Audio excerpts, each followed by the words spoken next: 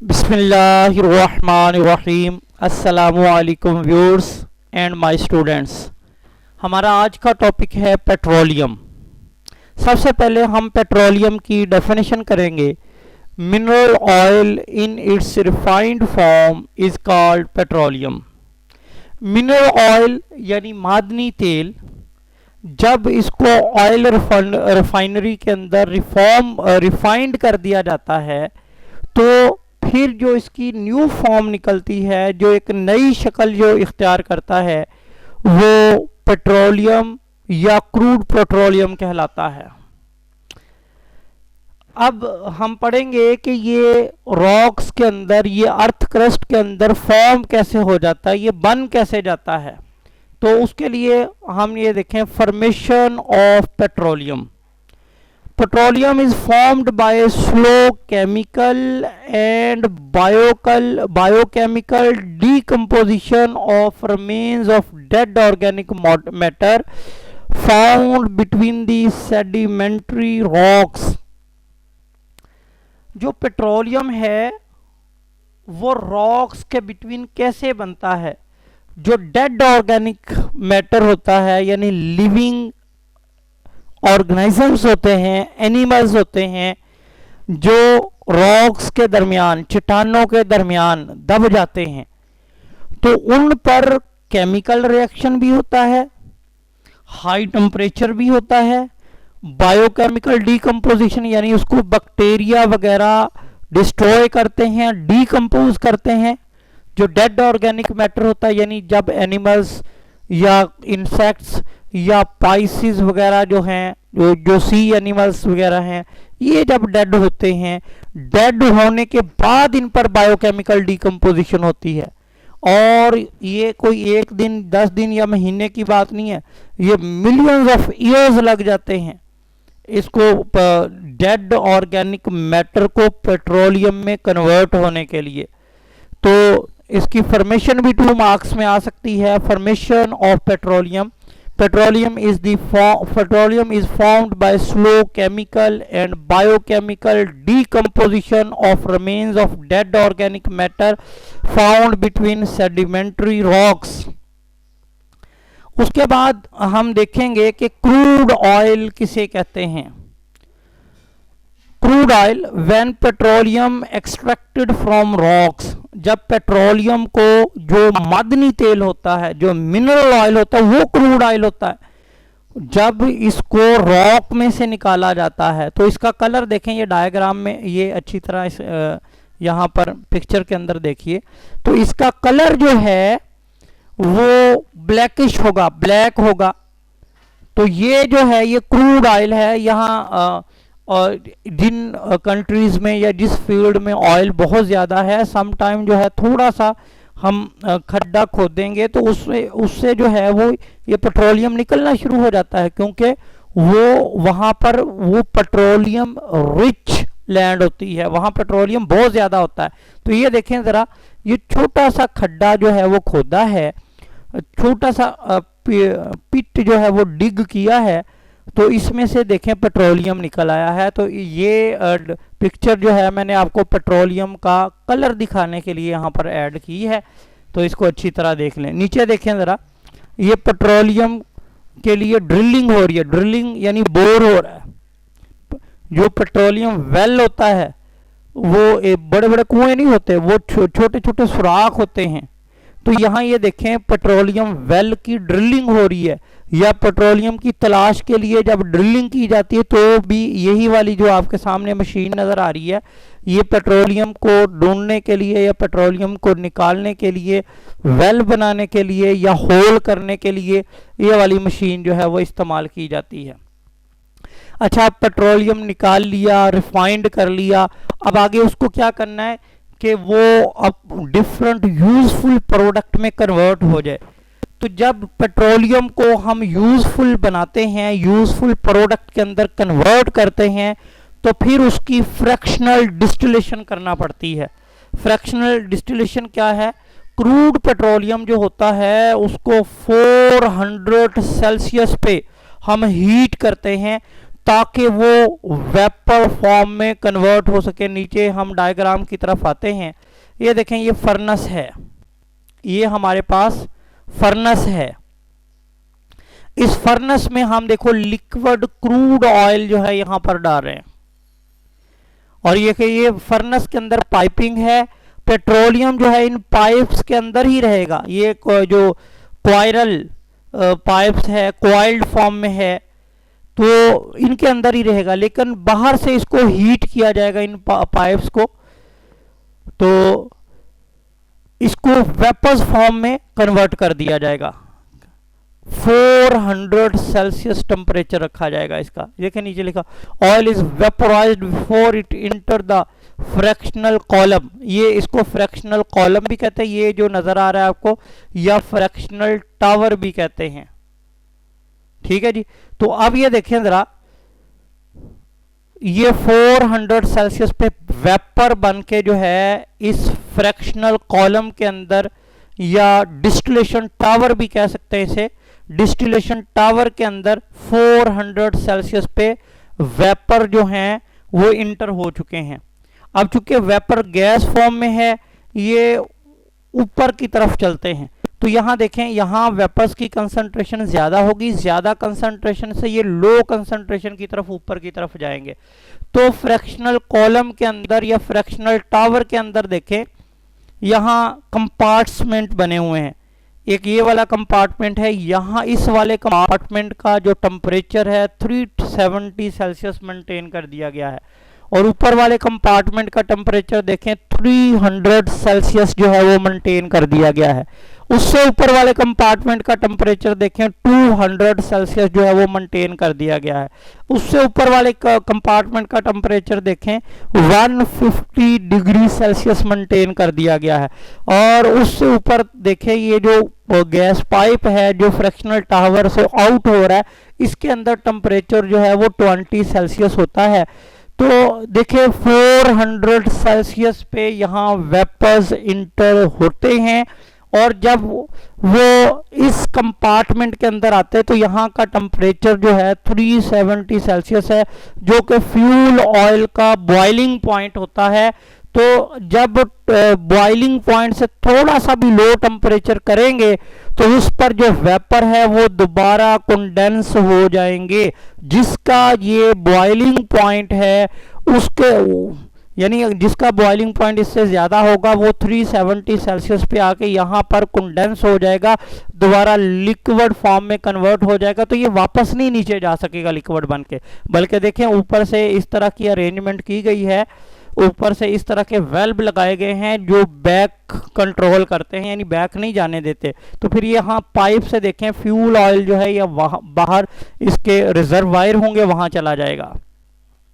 उससे ऊपर देखें 300 सेल्सियस। अब जो डीजल ऑयल होता है, डीजल ऑयल का जो बॉइलिंग पॉइंट है वो 300 सेल्सियस से अबव 301 302, तो यहाँ 300 सेल्सियस पे ये लिक्विड में कन्वर्ट हो जाता है, यानी अपने बॉइलिंग पॉइंट पे आके। तो ये डीजल को यहाँ से अलग कर लिया जाता है और बाकी के वेपर्स जो हैं वो ऊपर चले जाते हैं। यहाँ देखें ये वेपर्स के ऊपर जाने के लिए जगह है, लेकिन लिक्विड के बैक आने के लिए जगह नहीं है।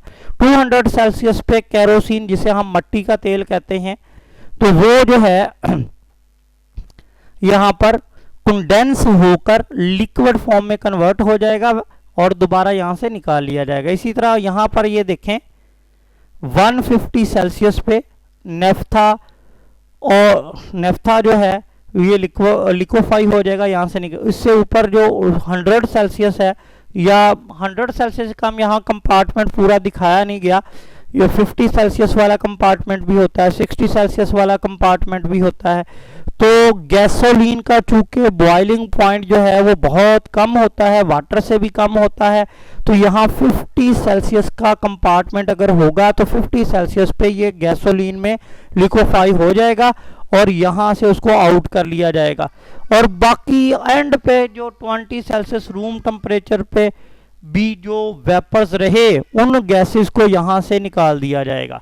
जैसा कि ये तो गैस लिखा हुआ है 20 सेल्सियस, ये नेचुरल गैस होती है यहाँ पे जो निकलती है।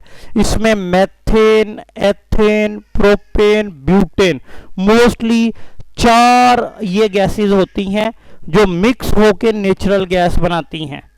ठीक है जी, तो इससे आगे जाते हैं। ये था fractional distillation of the petroleum.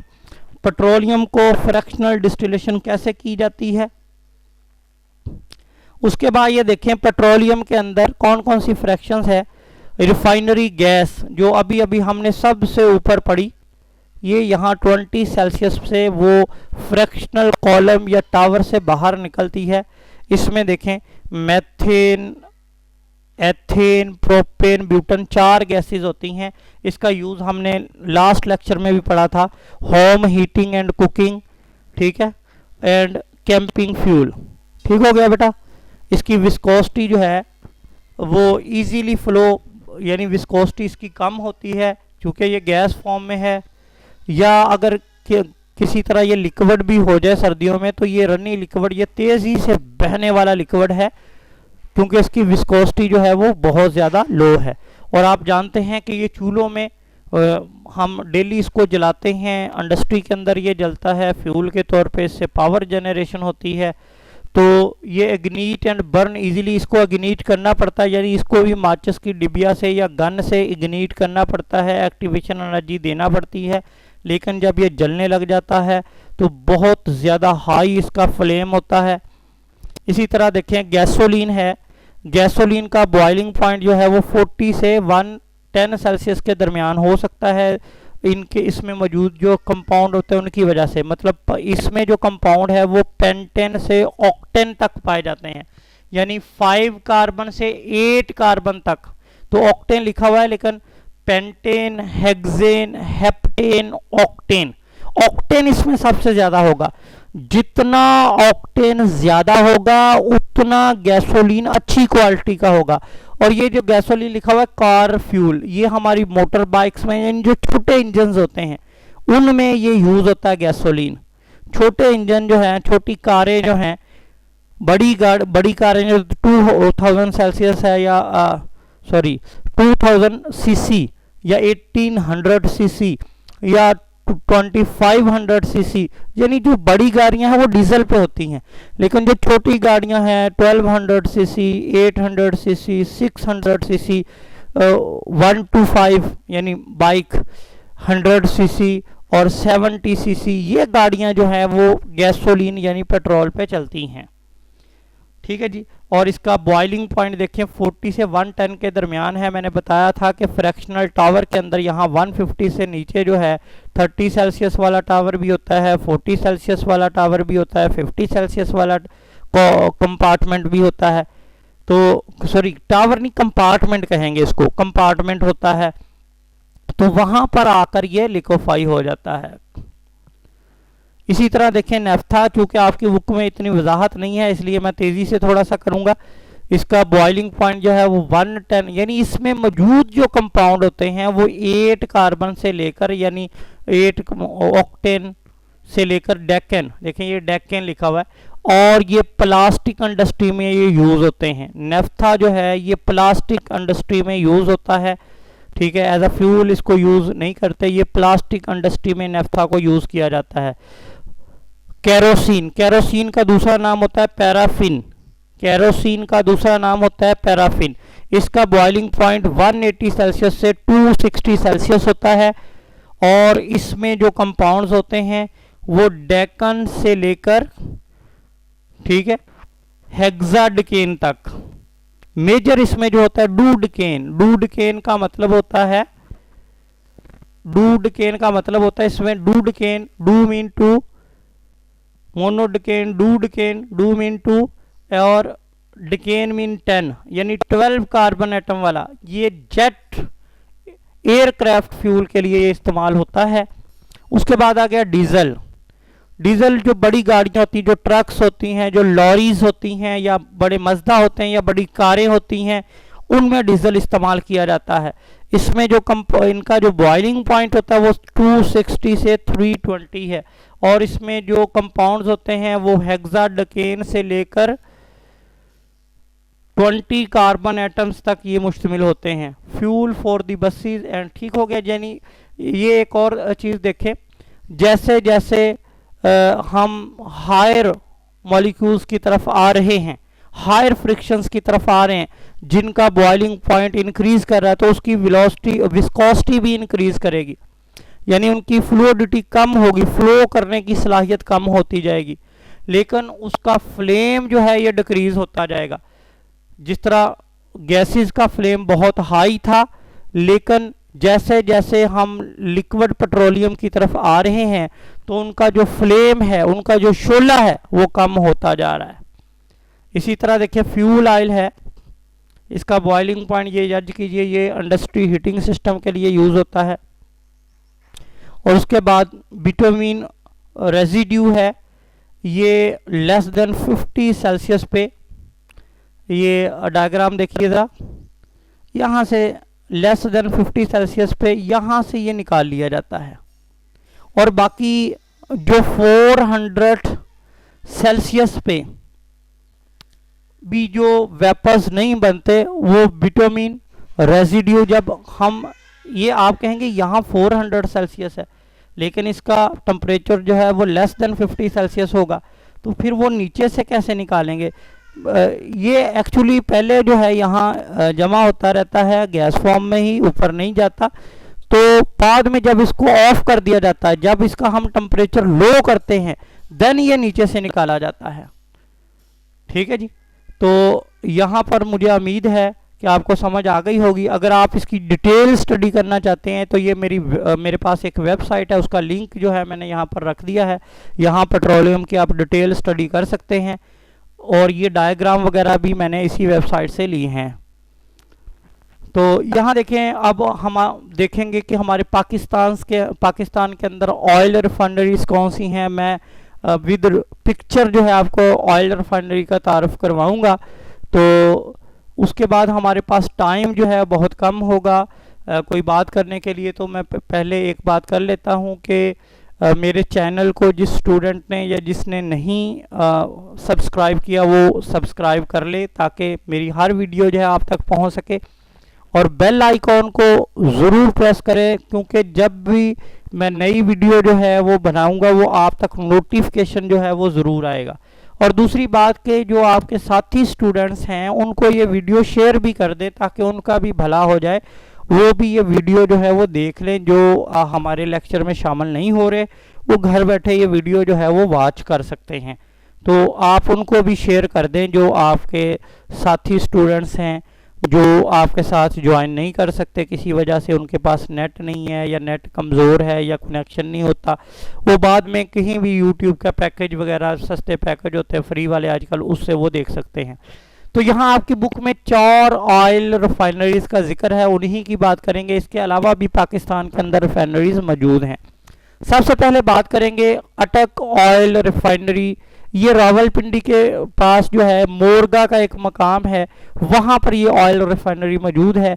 इसकी ऑयल रिफाइनिंग कैपेसिटी जो है वो 1.25 बिलियन टन है। एक और बात याद रखें, पाकिस्तान की ये पहली रिफाइनरी है अटक ऑयल रिफाइनरी। इससे पहले कोई पाकिस्तान के पास रिफाइनरी नहीं होती थी। उसके बाद दूसरी जो है पाक अरब रिफाइनरी, से पार्को भी कहते हैं, पार्को, ये मोहम्मद कोट मुल्तान के करीब है। इसकी ऑयल रिफाइनिंग कैपेसिटी जो है वो 4.5 बिलियन टन है, यानी इसकी ऑयल रिफाइनिंग कैपेसिटी जो है वो सबसे ज़्यादा है। उसके बाद ये देखें, ये नेशनल रिफाइनरी कराची है, इसकी ऑयल रिफाइनिंग कैपेसिटी जो है ये 2.21 बिलियन है। इसकी डायग्राम देख लें, ये जैसे आप ऑयल रिफाइनरी के अंदर जाएंगे सारी एक ही जैसी लगती हैं। मैंने 2 या 3 का विजिट भी किया हुआ है, दोनों कराची की और ये रावलपिंडी की भी, यहाँ भी मैं गया हूँ।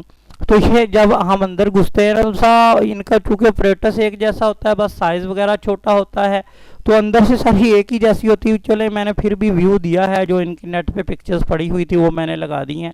उसके बाद पाकिस्तान रिफाइनरी कराची है, इसका भी जो तकरीबन ये सेम ही वर्क करती हैं, तो एक दूसरे के कांटेक्ट में भी हैं, ये मिल बांट के काम करते। Pakistan oil refinery oil refining capacity जो है 2.21 बिलियन टन है इसकी। तो ये था व्यूअर्स हमारा लेक्चर। इस लेक्चर को शेयर करते रहिए और तैयार भी कीजिए। नेक्स्ट लेक्चर तक अल्लाह हाफिज़, दुआओं में याद रखिएगा।